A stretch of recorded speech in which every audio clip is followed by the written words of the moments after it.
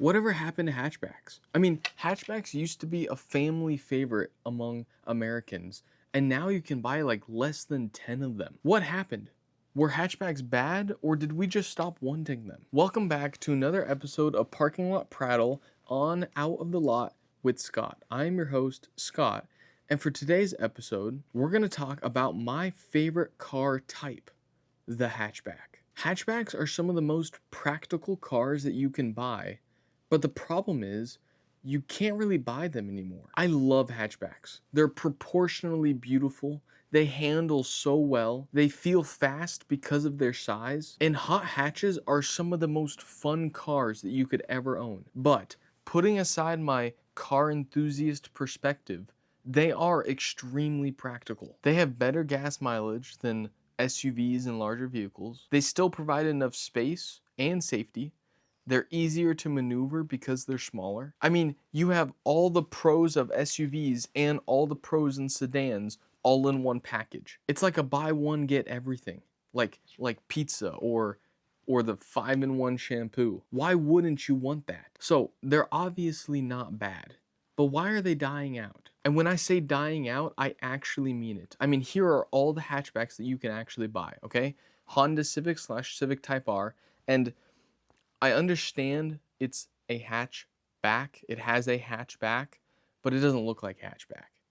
Anyways, Kia K4 hatchback, Mazda 3, Subaru Impreza, Toyota Corolla / GR Corolla, the Toyota Prius, again, it has a hatchback, but it doesn't look like a hatchback.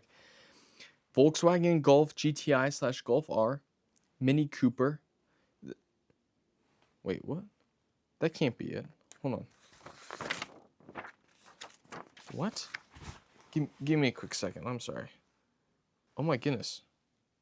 Okay, that's actually it. That's it. That is 8 companies that are selling hatchbacks in America right now. In 2010, it was at least 15, double of what we're getting today. But inevitably, they come to an end. 2018, the Ford Focus died. 2020, Honda Fit and Toyota Yaris. 2021, the Standard Golf, and so many more have died since then. It's extremely sad to see these wonderful vehicles just get thrown in the garbage. Let's look at Ford.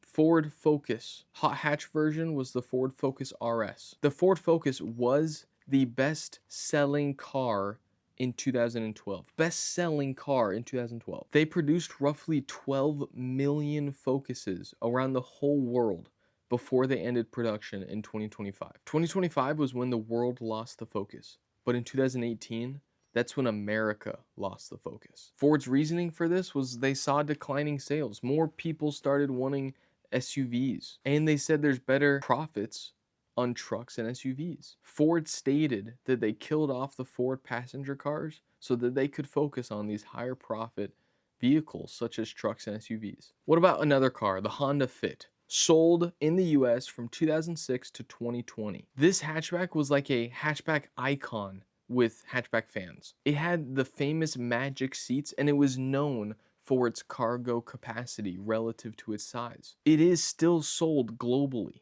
and people still love it. But in America, discontinued because of declining sales. 2 beloved hatchbacks that were at the tip top are now just gone. Why? Why have companies stopped making them? Or at least selling them in America? Because in every other part of the world, Europe, Asia, they're still extremely popular. Reason 1 why companies have stopped, the crossover sort of replaced them. A crossover is pretty much a in-between sizing of a hatchback and SUV. Let's be honest, they're pretty much SUVs. I mean, they're just humongous anyways. They're not even close to hatchback size, but that's defined usually between SUV and hatchback. Crossovers have that sort of hatchback cargo access still. They have a higher seating position compared to hatchbacks. Some offer all-wheel drive if you want it, and they kind of, again, have that SUV styling. Consumers perceive crossovers as more capable because they're larger, but usually they're built on the same platform as smaller vehicles. And you may be asking, aren't crossovers just tall hatchbacks?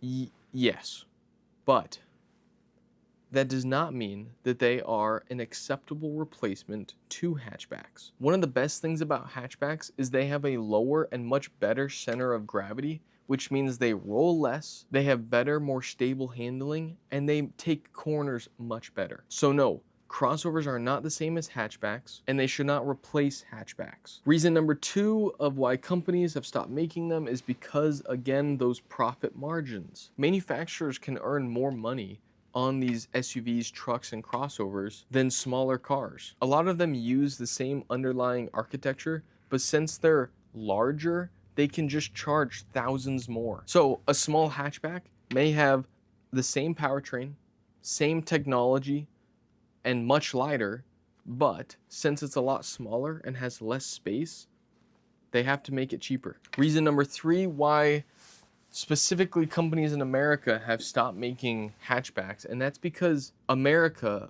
is not Europe. In Europe, hatchbacks are extremely popular still, but that's because they have narrow roads, tighter parking, their fuel prices are more, and smaller vehicles are just more common. But in America, big roads, big trucks, big long drives, and cheaper gas. So why would you need a hatchback? Reason 4, again, America has cheap fuel. Cheaper relative to Europe. That has changed consumer behavior because there's no pressure to go to these max efficiency vehicles when it's not that expensive to fill up. So no, hatchbacks are not bad. They handle fantastically. They're easy to park. They're small, inexpensive, and they're a ton of fun. But people just stopped wanting them, both consumers and manufacturers. Consumers perceived SUVs to be nicer and safer because they were bigger, when most of the people don't actually utilize the space that's actually there, the extra space you get on top of a hatchback. And yes, SUVs are safer for the person driving, but the bigger a vehicle gets, the less safe it becomes for the people around it. So you could argue it's not actually safer. Americans also just correlated luxury to big cars, and we just haven't needed to worry about maximizing fuel efficiency. We're still fine with getting cars that do 20 to 30 mpg.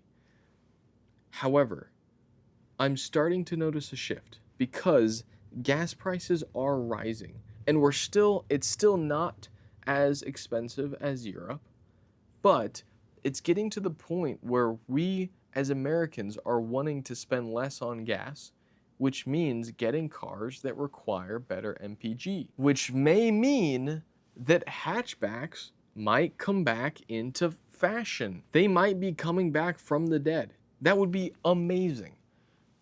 Or people will just buy electric cars. Either way, I guess we'll see what happens. Thank you so much for watching. I'll see you next time. Goodbye.